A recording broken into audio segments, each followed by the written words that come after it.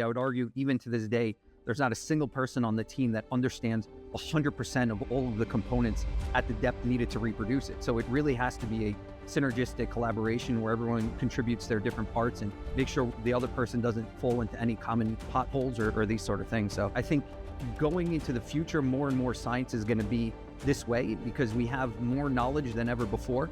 You can imagine like being a doctor back in the days of Socrates. You could probably fit all the medical knowledge into a 50-page book.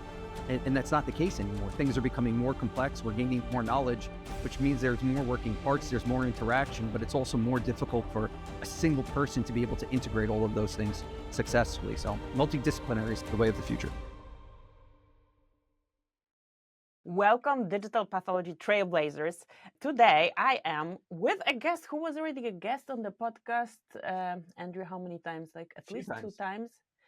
Yeah. And we had a webinar series. Andrew Janowick, did I pronounce your last name well? Correct. Well, after all these years, you've gotten it down. I know, because I was pronouncing it in Polish, because it's a Polish last name, so it hurts me to pronounce it in English. But Andrew, welcome back to the show. I'm excited to present, to talk about a paper that you and your group put together, a guide for the deployment, validation, and accreditation of clinical digital pathology tools, which I studied extensively and thought it would be a good thing for my trailblazers to get like an insight into, because obviously they can read the paper. But before we dive in, let's talk about you. A quick, brief reintroduction to the trailblazers of Andrew Janowick. Yeah, so I'm Andrew Janowick. I'm an assistant professor at Emory University, and I also work with the Geneva University Hospitals, or the HUG for short. My specialization is in computational digital pathology and building algorithms for diagnosis, prognosis, and therapy response prediction. So what drew you to digital pathology? You know, I studied, actually, my master's degree was in computer vision. And, you know, we were doing like tracking systems and these sort of things. And digital pathology seemed like a very kind of natural transition. This was, I'm pretty old now. It was a while ago, where the field was still especially nascent. And, you know, it's grown, I think, in popularity. It's grown in potential impact. So with the advent of deep learning and all of the other great technologies that are coming up now, I think the next 20 or 30 years, we're going to see huge improvements in this field. Mm-hmm. It's interesting because you said when it was young, you joined, and I see you on this paper, and it's more like on the regulatory side of things. And I'm like, why is Andrew on this paper? So what gap were you trying to fill with it? And you have 2 first authors, and you're one of them, right? Absolutely, yeah. So my other co-author, Johan Ferrari, he's an expert in essentially like the validation of these algorithms. He knows all about the ISO regulations and these sort of things. And he was instrumental in actually helping us deploy and validate our algorithm. So I would say we kind of provided the technical expertise and he provided the regulatory expertise. And together we were able to go and figure out a way to try and generalize this and share this information with the public. Mm-hmm. It's funny because I had a similar experience with my employer where I was the project manager, and we were just talking like what role you had in putting it all together. I was the project manager, and I had like all these really regulatory people and validation people who kind of live in a different universe, but then we all come together and do this work together, and everybody has to kind of speak a little bit of the other person's language, even though not really deep knowledge of each other's subject. Was that similar in your case? Absolutely. I think one of the common themes that we'll discuss today is just how multidisciplinary the team is. I mean, something that you and I discussed before this interview. Ultimately, I would argue even to this day, there's not a single person on the team that understands 100% of all of the components at the depth needed to reproduce it. So it really has to be a synergistic collaboration where everyone contributes their different parts and make sure the other person doesn't fall into any common potholes or these sort of things. So it really, I think going into the future, more and more science is going to be this way because we have more knowledge than ever before. You can imagine like being a doctor back in the days of Socrates. You could probably fit all the medical knowledge into, a 50-page book.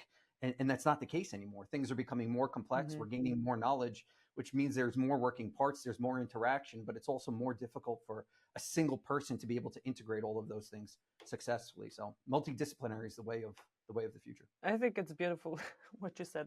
Not a single person could be able to reproduce the work that went into it. And I think it also is going to, it borders on the philosophical discussion of how science is going to be, but it's going to make us less lazy, because if you're like the only person that can do it, you just do it your way. You don't have to do so many back and forths. You get it done. It goes. If somebody picks up on stuff that should be redone, great. If not, then fantastic as well. And here it's not the case, because you need to align in the group.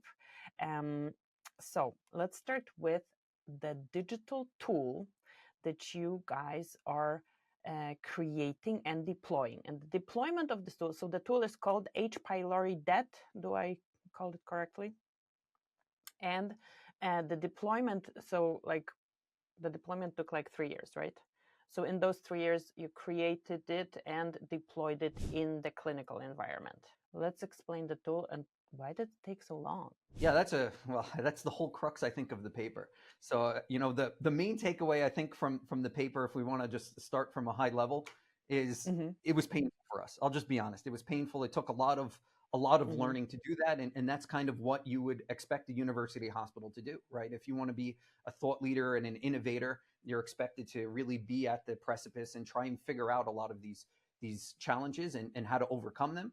And then I think our responsibility is then to try and encapsulate them into lessons learned and then backfill it. So people that don't have the same level of resources or the same expertise or the same level of skill in their teams will kind of be able to achieve the same things in an easier, more efficient way, right? This is basically the idea of engineering, is to enable others to do something that they might not have been able to do. So I think the idea here is that the actual building of that algorithm was fairly straightforward, right? I think if you read the paper, I'm not here to convince anyone that it's a mind-altering tool. Essentially, what we do is Geneva goes and uses immunohistochemical stain in order to identify H. pylori, which is a stomach bacteria, and they look basically through a large section of tissue and see if there's that bacteria, and if it's there, that patient's positive. If it's not there, that patient's negative. So we basically built a tool that screens the entire image, identifies the top 20 most likely regions that contain H. pylori. Even if it doesn't, it always returns the top 20 and then produces those inside of a contact sheet. The user can look at that and say, yes, there is H. pylori here. No, there's not H. pylori here. But it says well integrated into the image management system. So Geneva uses Sectra. It's integrated there.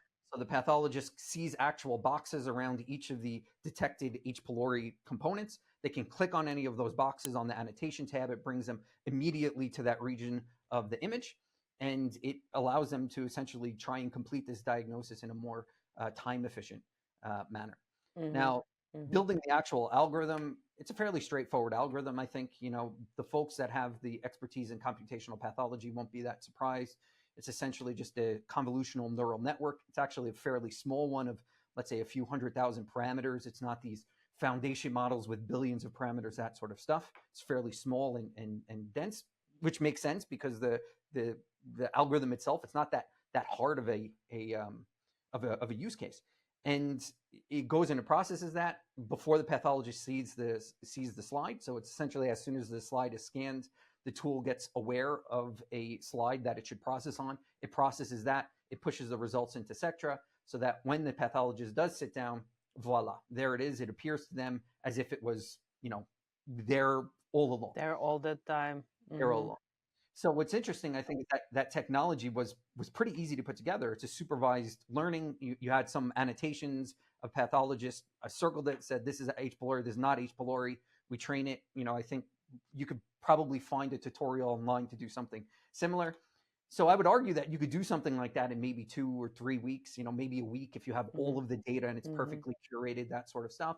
And then you have 20 months of deployment activities. So why is there's this gap, right? And this is the whole purpose of that manuscript, is to delve deeper into what we spent the time on, the mistakes that we made, the lessons that we learned, and how we're going and approaching the same exact things into the future, trying to reduce that time period down into the shortest possible time.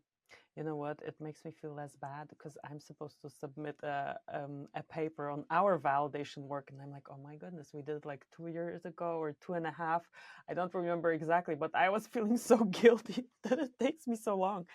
Don't feel guilty. But It takes now away I pressure. don't feel guilty anymore. I think it's going to be a good, but our is a little bit more narrow. It focuses more on the pathology side of validation scripts. Here, you guys did not restrict yourself to any like specific area of this, because you defined like 12 roles for this validation, for these validation activities. So it was funny because I read the full paper. It's like 23 pages, but I had an AI assistant, natural voice reader, and you had abbreviations for these roles. Like EP would be the experimental pathologist, but there are DE. What's DE?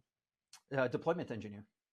Yeah, so DE, my AI would read it as Delaware, and whatever would be like a state abbreviation, it would read it as state abbreviation. So I was like, oh, Delaware did this. And I wanna highlight this because this was something I didn't pick up when I was preparing the questions. Then I read it with my AI assistants. Then I ran it through Notebook LM, and my trailblazers already are familiar that Notebook can make podcasts out of papers. And I sometimes publish them, with a little intro. I did that for this one. And when I was preparing questions, I kind of assumed, oh, it's for an AI tool because you're an AI engineer, because this was image analysis, it's AI, right? And you corrected me, no, it's for any digital pathology tool that you're going to be deploying. And then after we had that conversation, I listened to AI, and my AI never confused this. So yeah, and Notebook LM is pretty accurate. But going back to these 12 defined roles for validation, your hospital is big, right? Yeah. Yeah, it is. How do smaller institutions handle that? I was thinking about that same exact question. Keep in mind that in order to have, let's say, a digital pathology tool of any Mm-hmm. sort, you already have to have a digital pathology pipeline, right? So True. Geneva is 100% digital, right? They scan about Mm-hmm. 2,000 slides a day. The pathologists sign out digitally. Now, Mm-hmm. that is kind of the baseline requirement, where if you want to apply an algorithm to some, maybe it doesn't have to be, of Mm-hmm. course, the entire digital work, the entire caseload that you Mm-hmm. have, but if you want to apply an algorithm to, let's say, breast cancer slides, you have to have those breast cancer slides scanned and visible to the pathologist, right? So that's maybe Yep. pretty obvious. But I think the step after that is that in order to be able to even get to that stage, you have to have appropriate people and appropriate infrastructure in place. So someone had to, for example, purchase the scanner. Someone had to go and integrate the Mm-hmm. scanner into the workflow. Someone had to organize an image management system, right? So a lot of those things there are kind of baseline established things that I would assume already exist before you want to go and try and build your own algorithm and deploy it. And Mm-hmm. I would argue that the real difference between that base infrastructure and building and deploying of that algorithm is really just someone like me, right? Because we didn't have to hire, let's say, someone to deal with the digital pathology pipeline. That person was already existing, and they already were Mm-hmm. hired by the hospital, and they've already been doing their job. We didn't have to hire a quality engineer because Johan was already there running the IHC laboratory. So it's really more about shifting, let's say, a small percentage of existing people's time, that with the expertise in the different domains, like the IT people, we didn't hire any additional IT people for an algorithm. They already existed for the digital pathology pipeline. Mm-hmm. So it was really just the engineers that have the expertise in, let's say, the deep learning component and building the algorithm. That was the kind of next incremental investment. But everything else, Which you just said, like that was like 2 weeks or 3 weeks out of this whole thing, and kind of like it makes me want to rephrase this question because, or I don't know, shine a different light on the question, because that's also something like people from these smaller institutions that would want to do digital kind of feel at a disadvantage, but there's not really any disadvantage because the tool that you guys created was something that was increasing efficiency of a high throughput institution, right? It's not like rocket science that somebody is now going to have worse care because they didn't deploy this tool. But you can help more patients faster, even more than you were already helping, and even faster that you were already doing with all the other benefits of digital pathology, of digital sign out, scaling the number of pathologists or whatever you guys do. But basically, it's not that you're depriving somebody else of like any improvement of care, rather scaling up something that's already at a certain level. And then you have to validate, and you have to have all these people who do that, right? One step back, because when you were developing this, was there a performance gap between the research, or did you even have a research data set for this and then you would deploy? Because that's like a hurdle that people have. But I remember in the paper you guys said, oh, at some point you needed more data, and basically you tasked the pathologists to click whatever they would want to have included in the algorithm as they were diagnosing without it.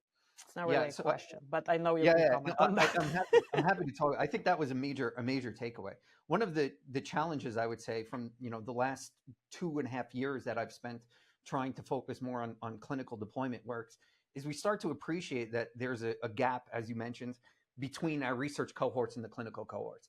And what essentially that means in the real world is that we have very nice pathologist collaborators in research, and what they do for us is they pick beautiful cases. Right? They pick situations where like, oh, this is a good one, I'm going to give you that. And they'll go through and selectively pick those, right? So now there's a bias in that, but it's a bias towards high quality, right? There's a bias towards clean images that are in focus, where the staining is very good. I'm laughing because TCGA does not have a bias toward high quality at all. Right, exactly. So if you go and start like curating these cohorts to try and do some type of study, there is some implicit bias in there. And then the challenge is that when you take those and you build an algorithm and you try and deploy it, you very quickly realize what that bias is, because now maybe you have a little bit more folded tissue. What's your algorithm going to do? Maybe the staining is a little bit more variable. What are you going to do? And all of those cases that the pathologist says, oh, I'm not going to give this to you, this is too complex. Oh, this is not a very obvious case. Well, unfortunately, in a clinical workflow, those slides are going to be processed, right? You don't get to a priori decide what you want to include. It gets scanned. We have criteria that define which slide should go and get fed to which algorithm, and that algorithm runs, right? Even if it's not the perfect slide, even if it's not something that you want, it's going to run. And you have to now think about what that means in terms of giving feedback to the pathologists. Because if they go and say, these results are complete garbage, and you say, well, it's very different than the training set that we had, they're going to say, well, I don't really care. You can't show me 20% of garbage every day. I'm just going to ignore your tool because it's just confusing and it's not really providing added value. So the main lesson learned, I would say, from all of this to anyone that wants to build, for example, image-based biomarkers, these sort of things, is to collect that real-world data. And what I think that actually means is, in an unbiased way, say, I want every single case for the next 2 months that this algorithm would be run on, without any peer review beforehand, without any removal, I want to see the totality of that spectrum. Just as soon as it comes out of the scanner, I want it. I don't want anyone else to be able to go and filter those things out. And then once you see the totality of that, I would argue it actually changes the way that we build our algorithms, because now we can see the total space and we'll make better assumptions ultimately. And you can decide whether to run some other algorithm ahead of time, like HistoQC, that we have like a full series on, and I'm going to link to it. But here another kind of philosophical touch point. Okay, you don't want garbage data, but you don't want to curate data. So these are like two spectrums. So TCGA, the Cancer Genome Atlas, is like bad quality data that was never intended for digital pathology. You guys are working in a totally digitally enabled hospital, so the lab already knows that the goal of producing these slides is for digital pathology. They're not going to be perfect 100% of time, but they are good because they need to be scanned, right? So then having the real live data go into the algorithm. And we want to discuss also the terminology here, because I call your tool algorithm, but it's a lot more than the algorithm. The algorithm development was 2 weeks and the tool deployment was 3 years. So let's talk about that. So I think there's actually a phase that we introduced inside of the paper that we call algorithmic hardening. And essentially, I want to talk about that. What I imagine is basically an algorithm comes in and a tool comes out. That's what that algorithmic hardening stage is. So we have to define what these things are. I think an algorithm is really, if you look at the true definition of an algorithm in a dictionary, it's basically a step-by-step procedure to accomplish something. So if I say add these two numbers, diagnostic algorithm or whatever, right? It's a flow chart, right? Pathologists have algorithms as well in the medical books where it says follow this flow chart, and it's a decision tree, and that's also called an algorithm on how maybe you want to diagnose a patient. So algorithms don't have to be computational. An algorithm in pure definition is just a step by step which you do something. Now, we have to appreciate that research code, we'll say, research scripts are research grade, right? And by research grade, I mean they show they're kind of a proof of concept. They're a prototype. They demonstrate that something is feasible. They may not be done to the best computer science standards. So this may be things like modularity, code reuse, unit testing, documentation, proper, we'll say, structuring of the project into different subdirectories for different things, using proper utilities, having the software development kit. All of those things may or may not exist in research grade code. It depends on who actually wrote it. But the main point of, if I think of myself when I was a PhD student, you just want something that works. And then when it works, you can, for example, publish a paper. You can go and get some results and say, is this the right result? Yes or no? What do I have to fix? Right? So your goal is to really get as quickly as possible to an endpoint where you can then go back and improve and go back and improve. And this is kind of the life of a PhD student and an innovator in that space. You're iterating on ideas. You're not iterating on products. You're not iterating on like a concrete deliverable. You're iterating on trying to get the best version of that idea possible. And that's great for what it is. You can't take a research code and deploy it into a clinical environment because it's not production grade. So what does production grade mean now? So this is that concept of hardening. Hardening an algorithm into a tool involves all of those things. It involves peer code review, where someone else reviews your code, make sure it's understandable by the person who will eventually maintain this long term. It involves things like versioning control. It involves things like putting them inside of, for example, a Docker container. So it's containerized. You have fixed versions of every single one of those dependencies, and you know what those versions are, and you know when they change and how they change, and you have more kind of strict monitoring of it. You have very clearly defined. You have a software for that? Well, we use Docker, which goes and keeps track. You can go and create Docker files, which will keep track of basically all the versions and that sort of stuff. And their version 3, I like lose track. There you go. That's obviously research. Exactly. So this is I think the main difference is that tool is basically taking something that is potentially very sophisticated and only understandable or only usable by a very small number of people. So if I take, for example, my PhD thesis code and give it to you probably wouldn't understand it. If I give it to, someone else who studied computer science and has a PhD in biomedical engineering, it's not it would probably take them 2 weeks to understand it, right? Because I wrote it to generate a result, not for a product. And it's the process of taking that and putting it into a format where you personally can use it. So a tool in this sense is something like Microsoft Word. You don't have to look at the code. You don't know how it works. You just know when I do this, this happens. I can click this button and it prints. I'm not really that worried about the insides. That's kind of production grade. If you have to start going and modifying code to get something to work, that's research grade. So that hardening process is taking this kind of ad hoc stuff, very strictly formalizing it, documenting it, and making sure that you know all of the components, how they interact, and assuring that they're going to continue to work that way in the future. So I think I don't know when I said it last, but like life is a funnel. You have a bunch of these research grade things and fantastic ideas, and then reality just squeezes it in, and one product or whatever, one deployment, not even, you can have a product and not deploy it, and comes out.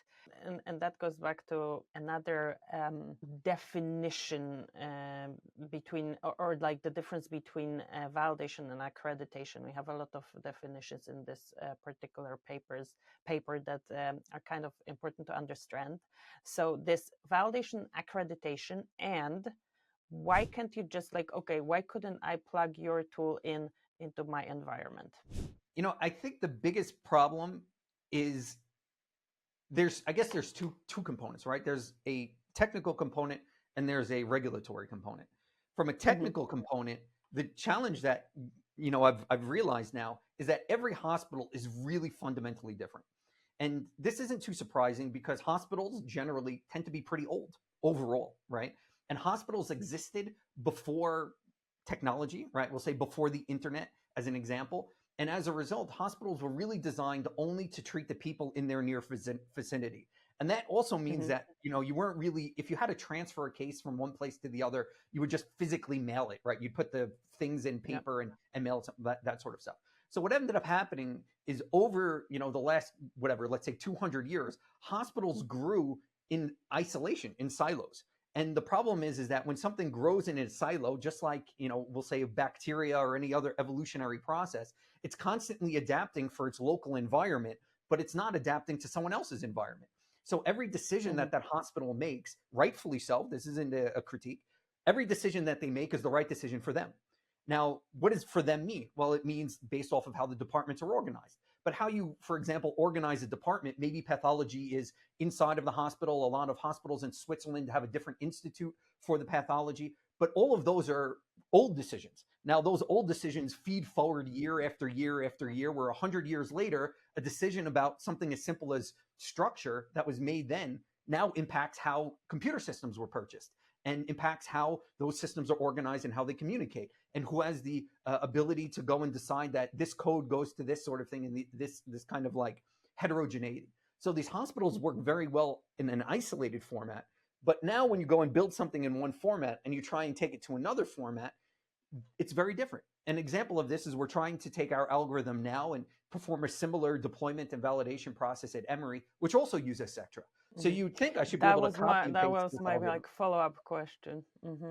You would think you would be able to copy and paste this sort of thing, but what ends up happening is the 12 roles that you mentioned before, those 12 roles exist in spirit in every hospital, but they don't exist in practice in the same person in every hospital. So Geneva may have one person that does two of those roles, while Emory may have split those roles and have two different people that do it. But another role is actually emerged of three of the other kind of responsibilities into a single person.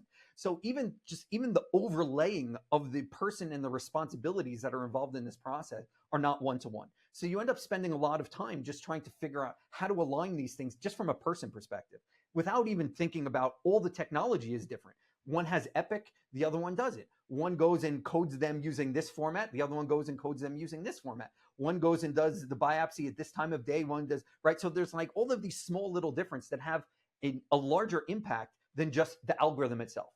So ultimately, when we succeed, because I believe we will, the algorithm itself somehow will still not have changed.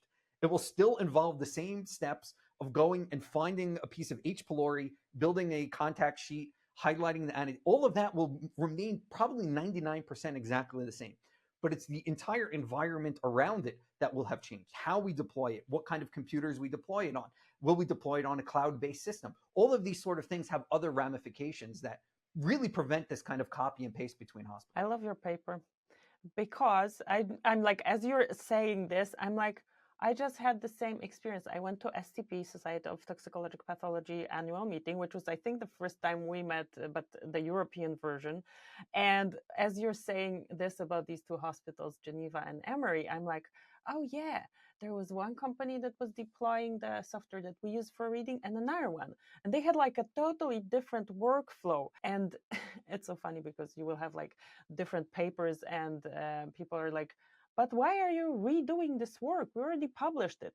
Well, you have to redo the same work for your institution. And one thing that was something I remembered was like, one person would say, oh no, our QA didn't let us do it. I'm like, what do you mean they didn't let you do it? Well, they didn't let us do it. So we had to figure out a workaround to get it done in a different way. So it's like, you cannot really hard argue. You have to figure out your way to get to the same outcome, whatever the outcome, however we define outcome. The deployment of a tool may be an outcome, or whatever the tool is providing you may be the outcome. But it's so funny. It's like, I'm liking your paper more and more, even though it took me some time and effort to read it for the first time. It took a lot of time and effort to write, I can assure you of that. I know. But you're absolutely right. Great. I think that the trick is is in that word same. We're not doing the same work. We're doing very, very, very similar work. And the difference between same and similar is hundreds of hours of effort in this context. So question, do you see value in like, and I think you guys have a consortium backing it up, and I'm jumping between my questions, but do you see value of like consolidated efforts, how to do it if everybody has to do it in a different way anyway? Because I kind of like, there were initiatives in the ToxPath space to do it together, and we were kind of ahead of the curve and we already did it. And I took myself out of this because I'm like, it doesn't serve me.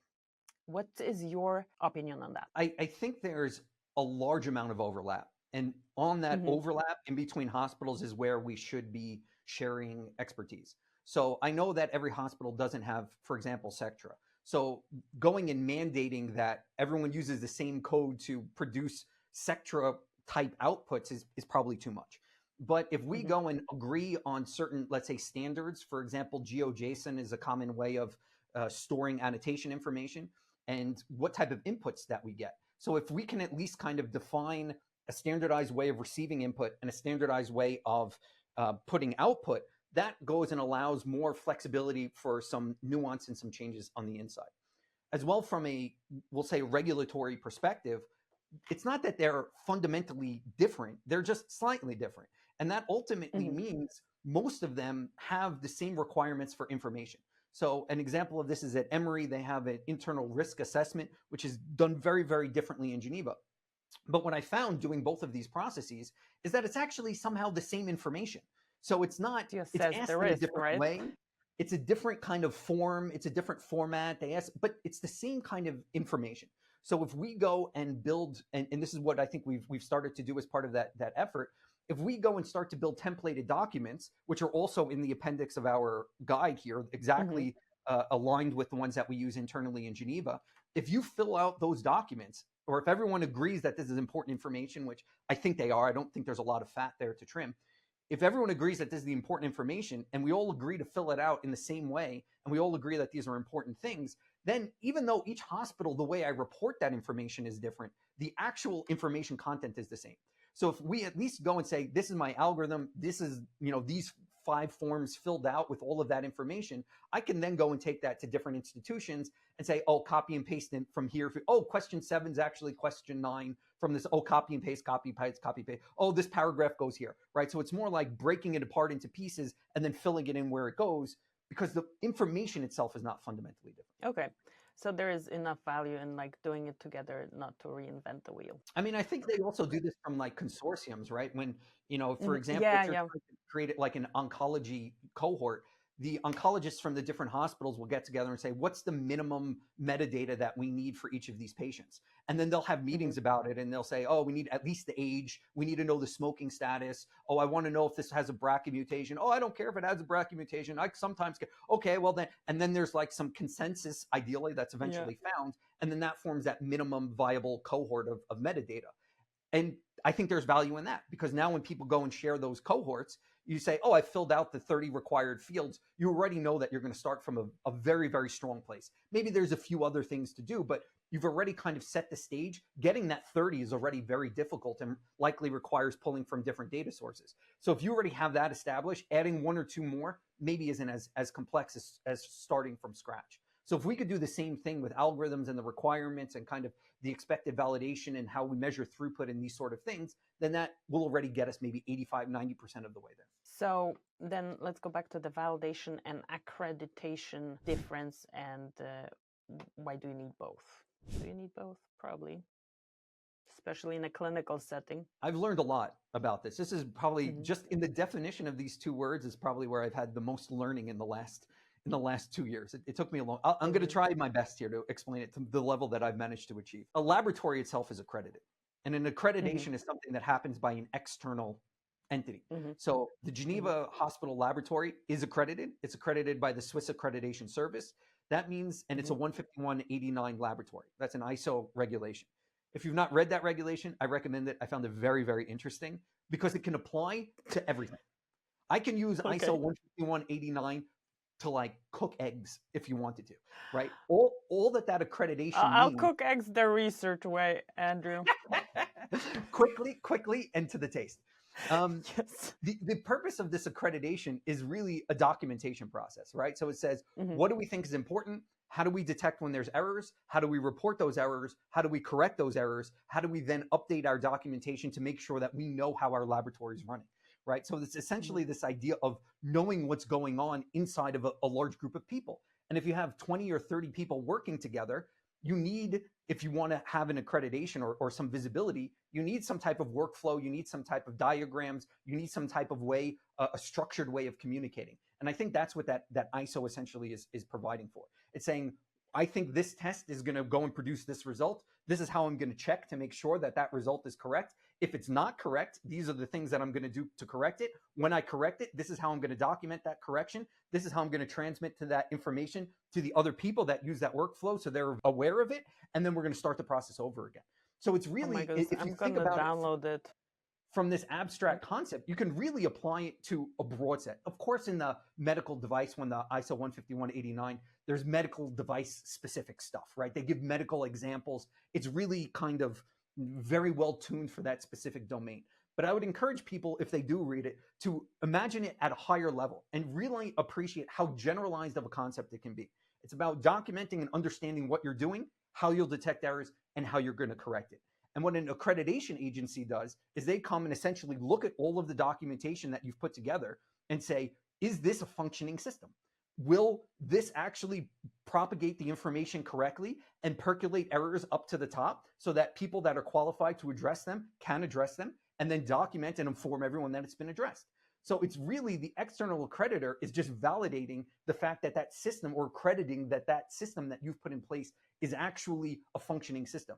And the interesting thing here, really the trick here, is that multiple laboratories are accredited, but everyone can come up with their own version of that process, right? And this is, again, what we described before, because maybe this person doesn't exist at that hospital. So you can't go and use, for example, the Geneva accreditation of their digital pathology workflow at Emory, because there isn't a one-to-one match from the technologies, from the people, from the image management systems, from the documentation system. There isn't. You can use it for inspiration, and you can say like, oh, we need some way to track document changes. We're going to use this piece of software. Oh, we need some way to alert people. We're going to use email, or whatever it is. So you can inspired by it, but you'll never be able to directly apply it.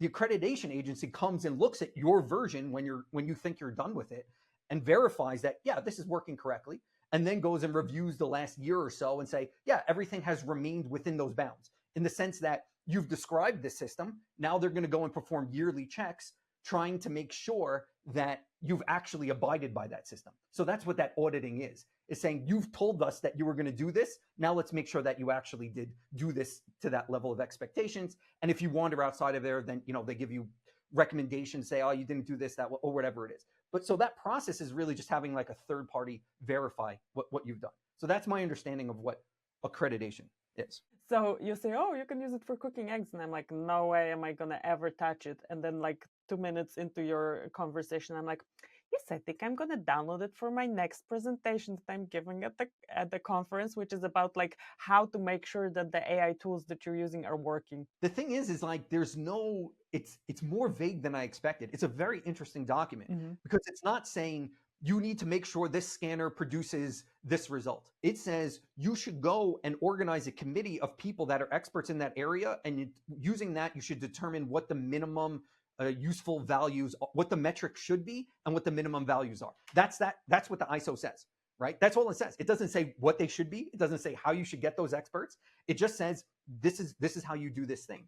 And then if you take that, you can apply that actually to a very broad number of topics. It could really be anything. Because, oh, experts, well, I want to cook an egg. Let me get a bunch of chefs that have cooked eggs, and we'll talk about what they think the best egg is and how we get those metrics. And now we just document that. What does that document look like, right? So it's all kind of this self-feeding thing that you get to come up and describe it yourself, and then just make sure that you actually execute it. Okay, validation. Validation is the process. Well, in Geneva, for example, we validated our algorithm as a lab developed test. This is maybe not too surprising to the histology folks, because you could do that for, IHCs or PDL1, I think is another common one where they do as lab developed tests. You basically can like buy a test from externally, and then you make sure that it works as expected.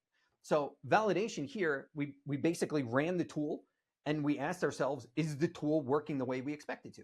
What are the requirements for the tool? So this is what we defined a priori, said, oh, we want like 100% sensitivity. We want this, we want this, we want this. You come up with like different metrics that you want with your colleagues and with the experts, right? This is very well established within the kind of workflow there. And then you go and see if you actually met those requirements, right? So it's really just I want this sort of thing. How can I verify that I've actually reached those goals? And an example of that is, you can run it for 3 months in routine practice, you process some, 2,000 cases, and then you go and say, did we hit the actual metrics? Yes, we hit all of these. Okay, well, that's a lot of evidence that suggests that our tool is validated to work the way that we think it's going to work. What I think is most interesting that I'd like to stress here is that there really is no difference between us validating a tool as a lab developed test and us purchasing an FDA or a CE mark tool, because we still have to do that validation, right? In order to introduce something external into an accredited workflow, part of our accredited workflow says when you get external tools in, you have to validate them to make sure that they work, which kind of makes sense. So even if you buy a tool, you still have to make sure that it works in your workflow. That makes sense. What's very interesting is that if you understand kind of at a deep level how all of this stuff works, you can actually get a good documentation for anything. So if I go and tell you I have an algorithm, it's 51% accurate. If I go and correctly document it, and I go and say, this is 51% accurate, I could validate that it works with 51% accuracy. And now I can have a tool. I can have a tool that, just as long as it's well documented, and right, one of the concerns here is you'll have some risks. What is the risk? It's wrong 49% of the time. As part of that ISO requirement, you have to figure out. How are you going to mitigate? Right. Now, if I come up with a good mitigation strategy, I can go and validate a 51% accurate tool if I have a good mitigation.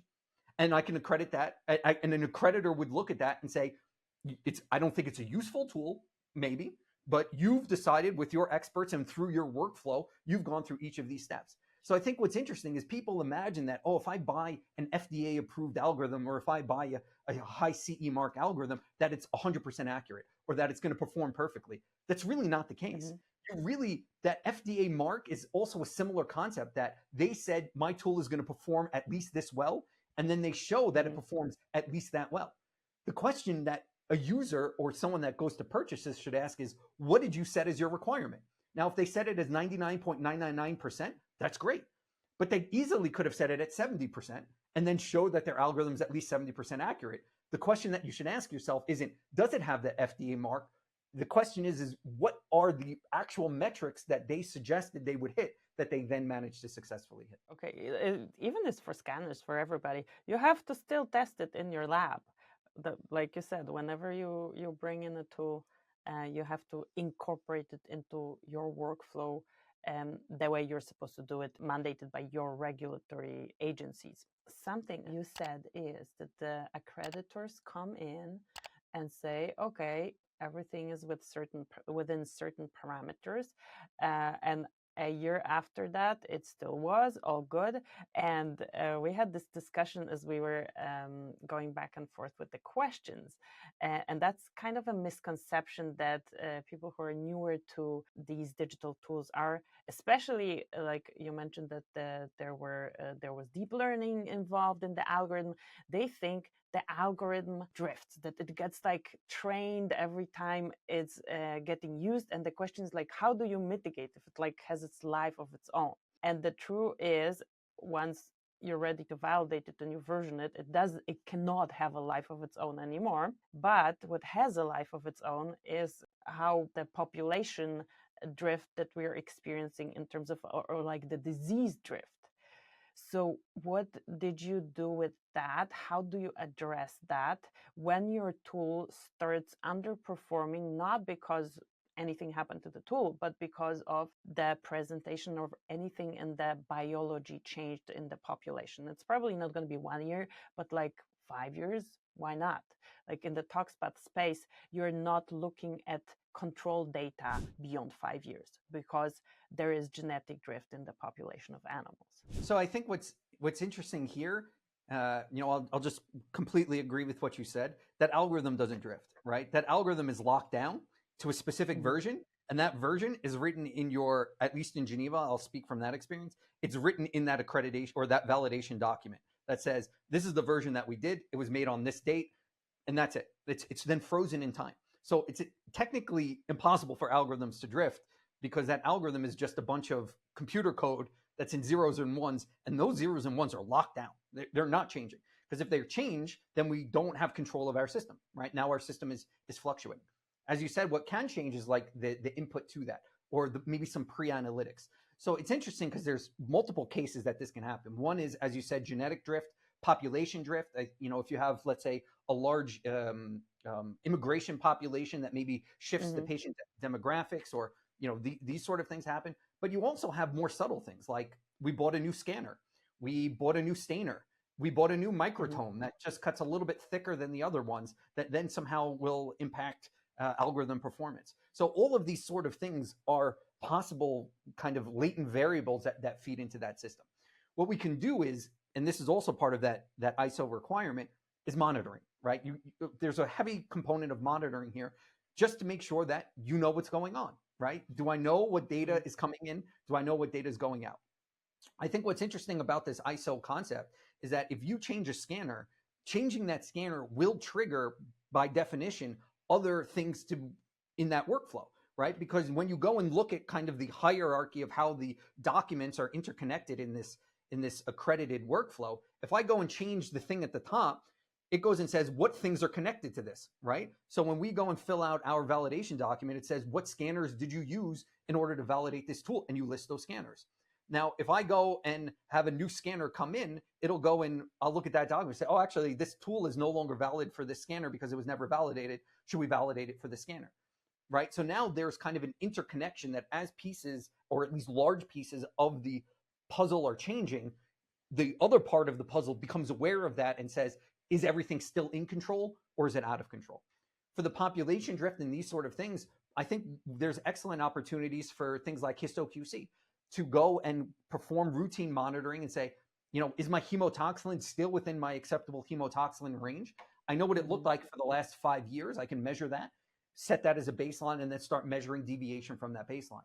We also know that the algorithms aren't performing because ultimately the pathologists will complain, as they should, right? If something is wrong, just to be clear for any pathologists here, if something is wrong, they should tell someone and say, the last 5 times I saw the output from your algorithm, it was completely wrong, or it was more wrong than usual. Can you look into it? Something strange is going on. And they should report that, and they should feel comfortable reporting that. And then you go and run additional tests. The solution is ultimately, if you can't control the laboratory, because maybe the company that sold you that hemotoxin and ASIN went out of business and you have to get it from another third party, or the scanner broke and you had to buy whatever it is, you can still fine tune that model. You can still go and change things if you need to change things, but you need to be aware that that's an expensive process, because now as soon as I go and change things, I've lost my LDT. My LDT was for this specific thing, not a version of it, but for this one in particular. So if I go in and now start changing my model weights, that's a different model.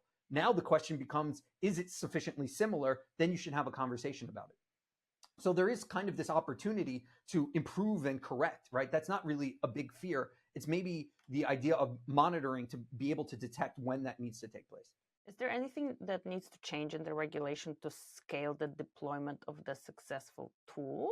Like, let's say your H. pylori that is successful. Anything, because I don't know, and you can tell me that I'm like maybe missing something, but I don't know what would need to change in this particular scenario to make it like more scalable, because you have to go back to the lab and do the same work again. Because I recently had a conversation with Keith Wharton from Roche when they get their clearance for their scanner. And it was the 6th scanner, and he like analyzed in his paper all these scanners, and he says, well, they all are doing the same thing, performing the same, like, why do we need to do all these? Well, he doesn't say that, but basically the question is like, do we still need to do this double work? Because to me it looks like double work, because you buy it into your lab and then you have to do the work again. And you kind of already know that it's working. It should work if we're doing primary diagnosis on it. But do we need to have another 10th scanner go through 3 years of studies for the FDA and then do couple of months validation in the lab? What's your take on that? So I think that the thing is the regulation is different depending on risk profile. And in that sense, I mean, Geneva can go and build an algorithm and validate an algorithm as an LDT that works in Geneva on Geneva data. So it's a very small kind of focal thing. And as well, the people that have built that and that have the expertise in that, they're all essentially local in that environment. So I would argue in that case, it's fairly low risk, because everyone is kind of like aware and knows, right? The FDA requirement, and I saw that podcast with the Roche gentleman that you You mentioned. did? Yeah, I saw it a few days Thank you ago. so much for And tuning in. You're a that was digital pathology trailblazer. for sure my pleasure. For sure my pleasure. And I think that the challenge is that sort of stuff is a much higher risk profile, because now if I want to go and take my H. pylori algorithm and release it as a test that anyone in the entire world can use, now it's not just affecting a very small percentage of the world in that the Geneva patient population. Now it has potential to impact 8 billion people, right? That's really the scale difference. It goes from, a few 100,000 people to 8 billion people very quickly, especially with software technology, because it's copy and paste, copy and paste. So that's really the difference between a lab developed test where we know the population, we know it works in our population, we test it and we monitor it, versus something that Roche deploys, which, that scanner can be bought by anyone, anywhere in the world. So it has to be a much, much higher level of regulatory concern because of that potential risk profile. Okay. Well, I get it. You're right. I agree. And just to put it clear, our LDT test, we cannot transfer that to anyone else. So our LDT status is a Geneva LDT status. It's no one else's LDT status. So I can't go and send it to, Bern and they say, oh, well, Geneva validated as an LDT, so we're just going to use it. Completely not permitted, right? As soon as you start going and transferring things, now it sounds like you're selling a product, right? It sounds like you have a product. If you have a product, now you rise to this level of, oh, maybe I need an FDA approval, maybe I need a CE mark, because that risk profile is now just not me, it's all of these other hospitals that may in fact be impacted. But you can do LDT as a service, right? So they could send you samples and then it runs, your algorithm runs on their sample. So that's how you kind of commercialize these. Okay. My understanding is that that's very similar to IHC laboratories. Like there's some laboratories that have this test and others don't, and maybe the clinician requests it and the pathology lab says we don't have it, so they send it out to an accredited laboratory that has that test validated as an LDT, and they perform that test under their under their purview. So I see no difference for algorithms in that context. I like your tool because it is not like a rocket science. It's not something that without the tool, the pathologist is not gonna do it anymore. But still, it could lead to de-skilling. And there was a publication in Lancet by a Polish author. Actually, they cited it at the NCCN AI for Cancer Care guideline meetings about the de-skilling of endoscopies when they would do a scope for colorectal for polyps during colonoscopy. And I was thinking about is that a big deal?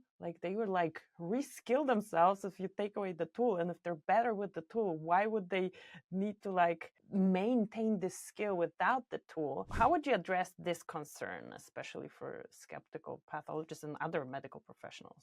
I don't have a great answer to begin with. I have ideas. I don't either. I'm but I want to hear your opinion on that. I think the next kind of generation will see, first of all, more human-computer interaction studies, right? Because if I think about it, I've been in this field about 20 years. The algorithms that we had 20 years ago, just bluntly, were not good, right? They were very brittle. They weren't robust. They didn't work very well in between different hospitals. They weren't fast enough because the computers weren't fast enough. There was just a lot of limitations back then. But technology advanced, the field advanced, and I feel like we've kind of been blessed with fire. Deep learning is somehow fire, where now in the last few years we've gained this technology that allows us to do things that we had been struggling with for a number of years before that. And that's really advanced our capabilities. So one of the things that I think we have to be cautious about is that the de-skilling, these sort of questions, we always kind of philosophized about before, but we never really studied, and we couldn't study because we simply didn't have good enough algorithms to do it. Right? If your algorithm is 70% accurate, there was no one that was saying, oh, we should clinically deploy this and then everyone's going to be de-skilled. All the pathologists were like, please go make your algorithm better and then we can discuss it. So maybe now we're at the time and period where this becomes an issue. And I genuinely believe, and we're looking into it ourselves, how we can go and figure these things out, because I think it's a very important concept. I would say as well that Inti Zlobeck, and I would say I was a co-author on this paper. We put out a paper, I think about a year ago, where we used tumor cell fraction. We used a deep learning algorithm, and we asked some survey from senior pathologists, junior pathologists, residents, all these sort of folks. And what you end up seeing is when the algorithm is wrong, because algorithms are always going to be wrong somehow, right? They're just not that smart. They don't understand the full context like a pathologist does when they have to report. So when the algorithm is wrong, the senior pathologists were very confident and very able to just disregard the results and say, I don't like this. I'm going to write down my own value. And that's what they should do. That's the right thing. The challenge that we found is that a lot of the younger pathologists were actually negatively impacted by having an incorrect deep learning result. They kind of said, you know what, maybe I actually didn't do this the way, okay, I'll add an extra 3% because of this. And consistently, it got them further away from the truth instead of closer to the truth. So it seems like this is exactly what that de-skilling is, except in that context, they were never skilled to begin with, right? They were just starting their skilling process, and then they received the tool, which if they had continued to use that tool, may potentially have actually prevented them from reaching the expected level of competency. So maybe an example of this is people should be trained without those algorithms and be expected to perform up to a specific par, again, to be discussed with experts and what's reasonable in these sort of things, reach that par before they get introduced to algorithms and before they're able to go and take advantage of them, so that they do have that internal confidence to say, this is garbage, I'm not going to use that sort of thing. And that's maybe one solution. Yeah, interesting.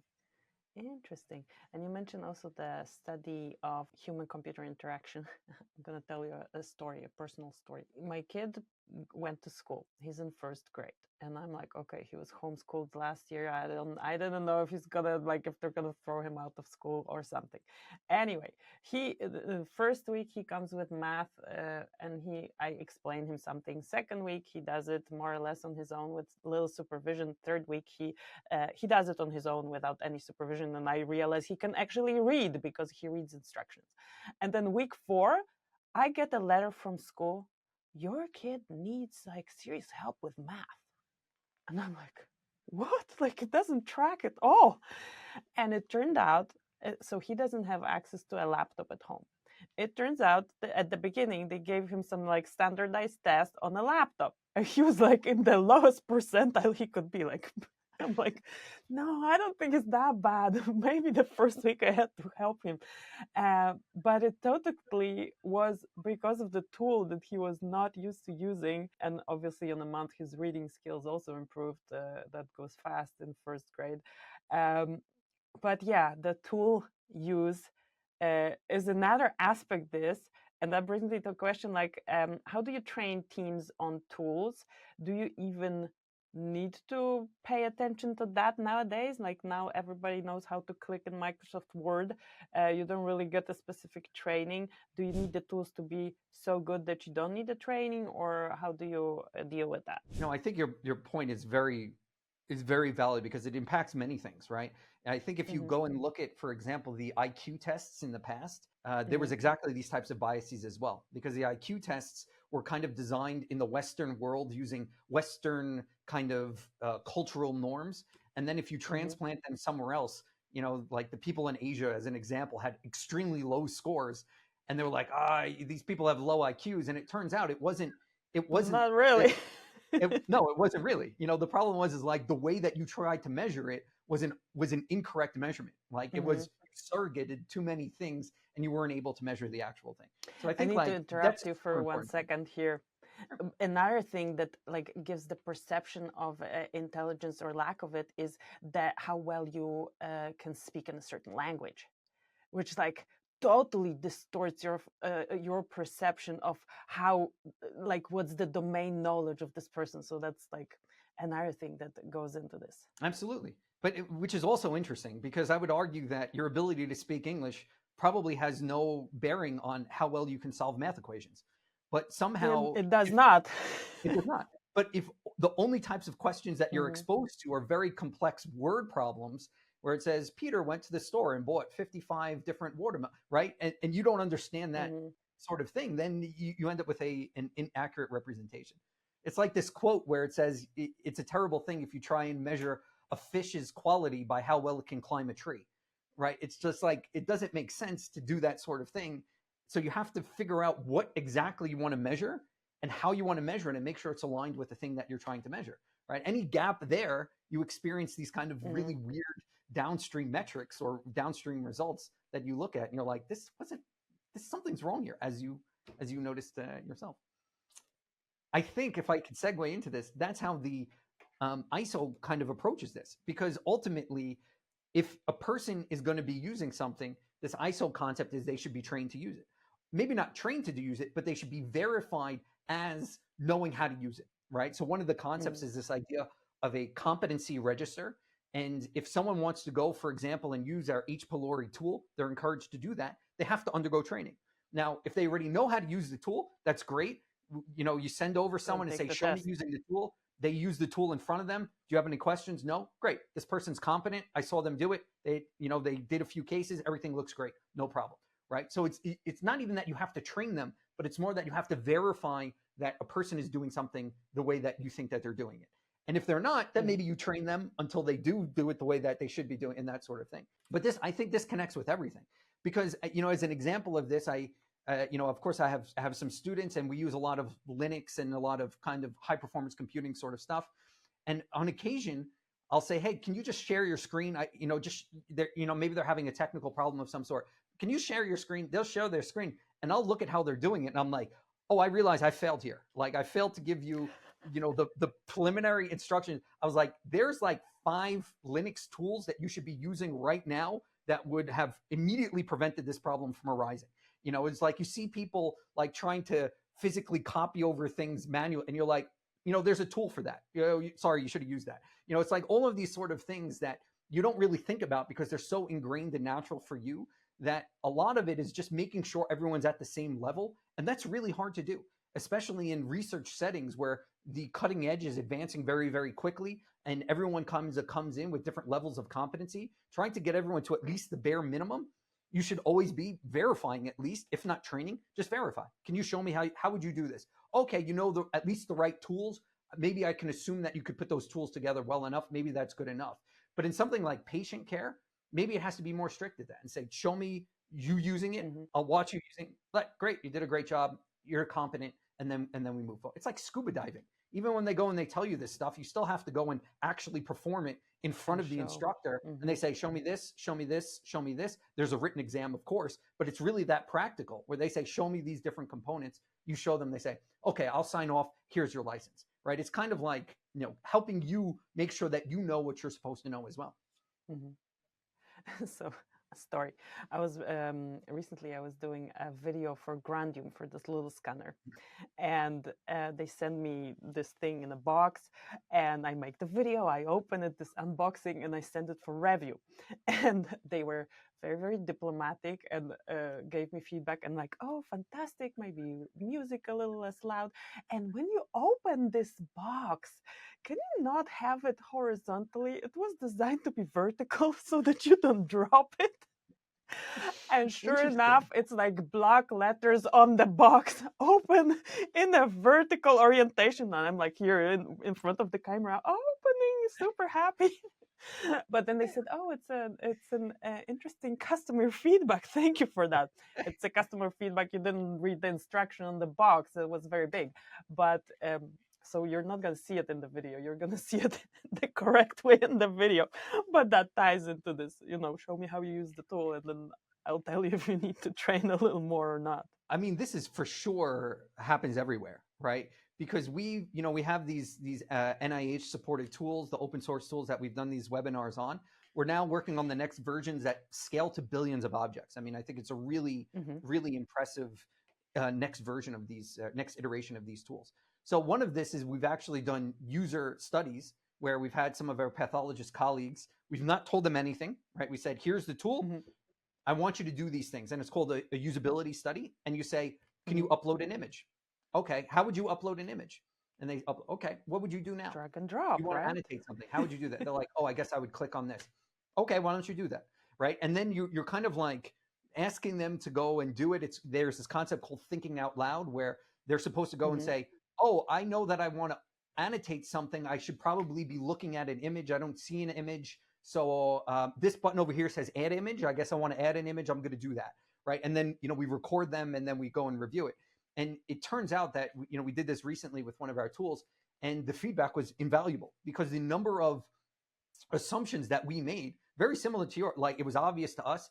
Our documentation wasn't as good as like large letters pointing or whatever it is, but that's how it is when you go and work so closely with something. You don't really imagine fully what that other person that's completely naive with that tool will come in and how they're going to approach it. And going and studying these sort of things is the same exact thing as this ISO accreditation component, where say, I think I've built a very reasonable tool. Show me how you would use it. And you start saying like, oh, you're going to click there. Yeah. I see. Okay. I'm going to remove that. I'm going to add a button over here. I'm going to put this word here. I'm going to do these sort of things. And then that's also part of this iterative process. So eventually, if you've done, it's kind of like the iPhone effect. If you've done a great job, and I imagine they've done tons of usability studies for that first iPhone, you could give it to someone who knows nothing about technology, and they just start clicking it. Oh, you can pinch zoom, and they're like, oh, look, this, I could do this, I could do this, I could do this, right? It becomes very, very intuitive for them, even if they don't have that background. And that's really where we should be aiming to get. That's so funny because I have an Android and I'm like, I don't want an iPhone because I don't want to learn a new operating system. And that's one that apparently I would not have to learn so much. Yeah, I like the paper. I'm going to be using it in my next talk, which is going to be this week. I probably will publish the Notebook LM version before we have this published, so that people just are aware of it, and I'm going to link to it. For you, what's next? Are you guys making more tools, or what's the next frontier for you? So essentially, now that we have this workflow, and I think we've done a reasonable job of generalizing it, we're just grinding away at that workflow, and we're trying to improve it itself. So we're building a number of other in-house tools, similar kind of like diagnostic tools that allow us to work on that workflow to try and get it better. And I think what's interesting here is that there's really, in the near term, there's only a handful of discrete categories, right? You have like a detection category, you have a counting category, and you have maybe like a segmentation category. And each of these are, and that's it, right? That's like kind of the bulk of these use cases. That's my book, Digital Pathology 101. If we could build use cases for all of these, like in terms of templated documents, in terms of understanding what the validation is expected to be, how we're going to display the results, how we're going to get feedback from the pathologists, then we'll probably have 95% of the space covered. Ah, shoot, my camera is like following me. These are like what we just said, detection. Exactly. There's only three categories. There's only three. Yeah, you can like count cells, find region, and classify them, right?